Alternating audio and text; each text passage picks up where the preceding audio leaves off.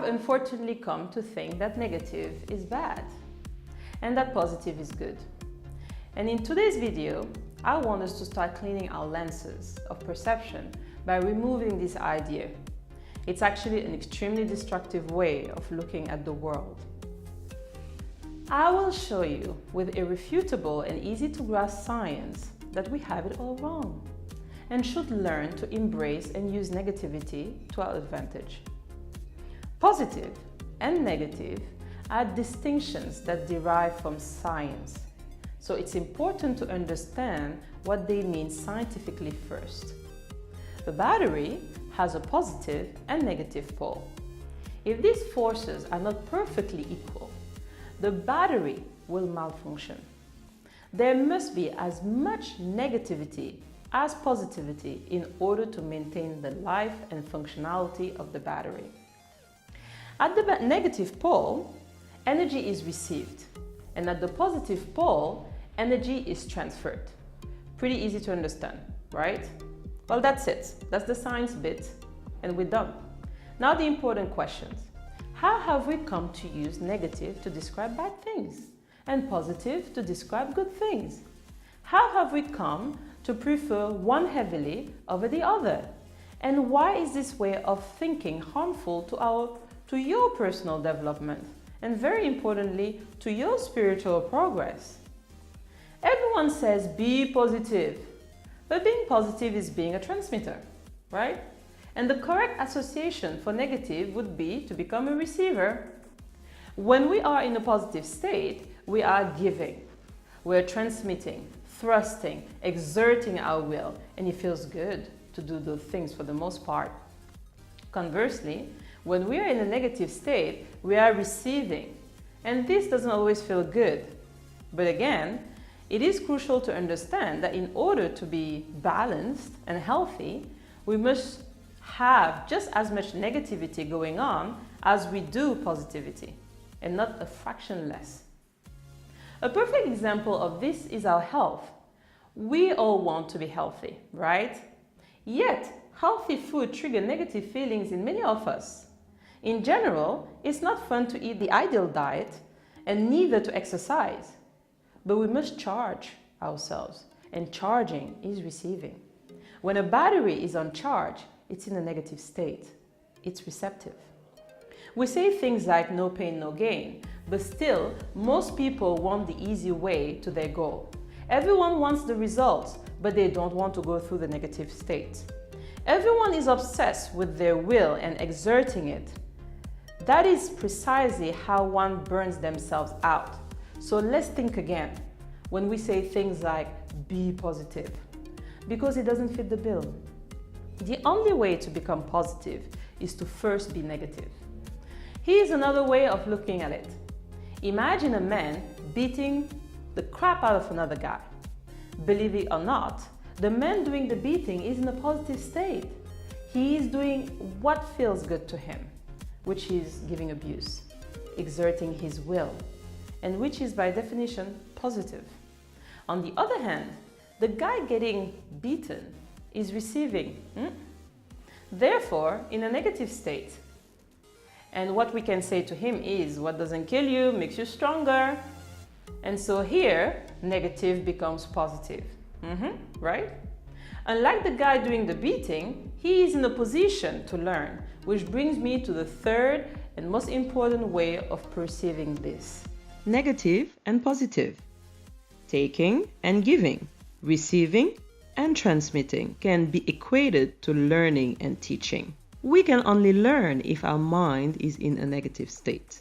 A positive mind is one that is teaching. We can only know as much as we're willing to learn. So become negative, become a sponge, be willing to receive, and stick with it.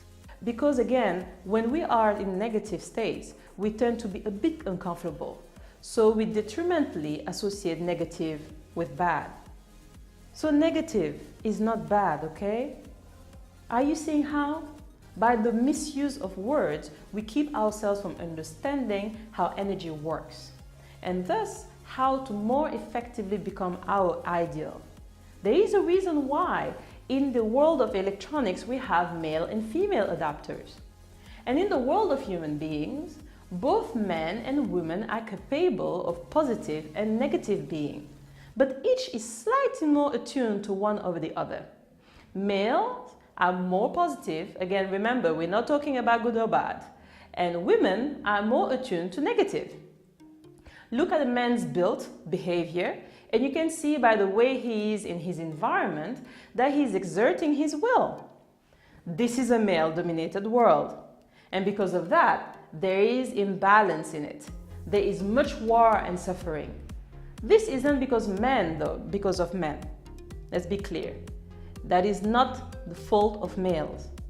The responsibility lies on everyone.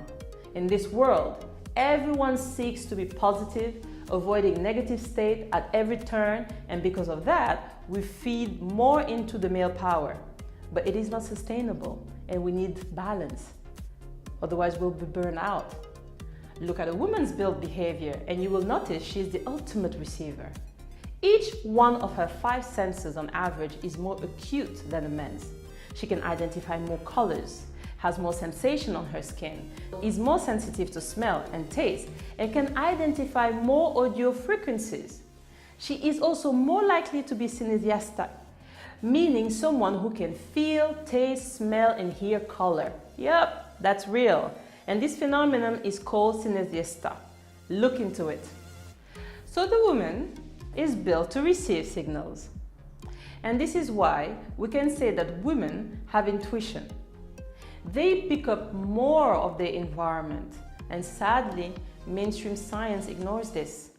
And so women's intuition is thought of by most as or magic, excuse my French. And we need not get into the sexual organs as far as plus and minus are concerned. I think we can all get the pieces together, right? The main thing to understand here is that all of the focus on positive is bad. It creates a world of people who seek to be on one side of the battery, and as a whole species, we become destructive. On an individual level, we become ineffective in attaining our goal because we want everything to feel good. Suffering is part of life, and although it doesn't feel as good as pleasure, it is necessary to experience it. We must eat certain food in order to get the body we want. We must listen in order to learn. We must feel pain to know pleasure. And the best way to do it is to enter negative states, but our own will. Don't wait for circumstance to put you into a negative state by some accident or tragedy. Enter on your own volition, safely, and you will create positive energy. Positive things don't just happen to us continually. We may get lucky sometimes, but unless we routinely go through negative states, the positive will burn out. That's just good science. In photography, there is what is called negative space, and it is the space that is unused. This means that the other space, the positive, is already taken.